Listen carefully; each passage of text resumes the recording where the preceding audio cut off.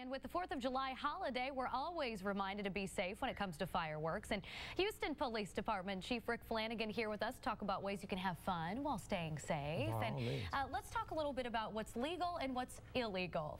What's legal is pretty easy, isn't it? Very much so. What's legal is inside the city limits of Houston, fireworks are not allowed. You can't have them. You can't have them. And we police those areas. If you're found with the fireworks, you could be fined anywhere from $200 to $2,000, and your purchase would be confiscated. The best thing that we suggest is go to some of the display sites, and those sites have already been permitted, and they have the scheduled times, and I think you probably have some of the listing, but we want to leave it in the hand of experts. If your kids are operating or utilizing fireworks outside the city limits where they are legal, at least make sure that they're supervised. A lot of times we have a lot of hand and eye injuries, and we want to avoid that at any cost. Fireworks are so dangerous. I mean, it's such an obvious thing, you know. I mean, you could hurt your eye or your hand, like you said. I mean, you don't know where they're going to go. Can you kind of talk a little bit about maybe an experience that you guys have had with fireworks? I mean, being really dangerous in the city here. The aerial fireworks sometimes are the most dangerous. A lot of times, once they get airborne, they go off into the distance. Right. Some of the laws and regulations are the city ordinances that we had years ago, wood shingle roofs. Some of the fireworks will get in some of those areas. We've had some of the roofs that catch on fire. We had some of the brush and some of the wooded areas also to be ignited too.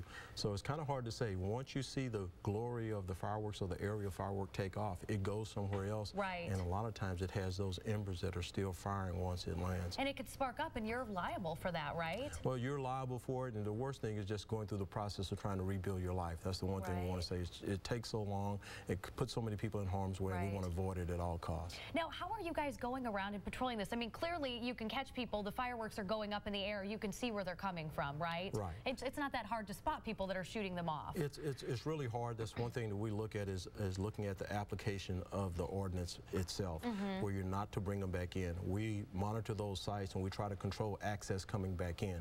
Then the only thing we can be dependent upon once the call comes in at 911 is where the location is. Once we respond, a lot of times they'll either move in other locations or they're not there once we get there. Let's say I have a neighbor that I think is shooting off fireworks, and I want to call and complain about it because I'm afraid they're going to catch my house on fire. Do I call the 911 line to do that? You call 911 and make your report to the police department. Okay. They respond, and if it is a fire, then we'll respond and assist them. But the control and authority is with the law enforcement of police. But we do partner with our arson division, and we do make the stops to confiscate those that come inside the city limits. Okay, and then what is legal? I mean, can you have the sparklers? What can you have and can't you have? You can't have any fireworks inside the city limits of Houston. And so sparklers count as under the fireworks? All that falls in that same category. None of those are allowed inside the city limits.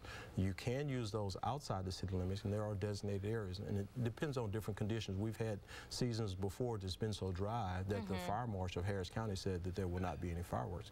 The best thing that we suggest is to make sure that you can go to a locale where you're going to have the display, and it's going to be organized and supervised, and that's where you can find yourself to enjoy it, and you're going to be safe. All right, thanks so much for coming in. We appreciate you swinging by. We know you're very, very busy. Thanks so much. All right.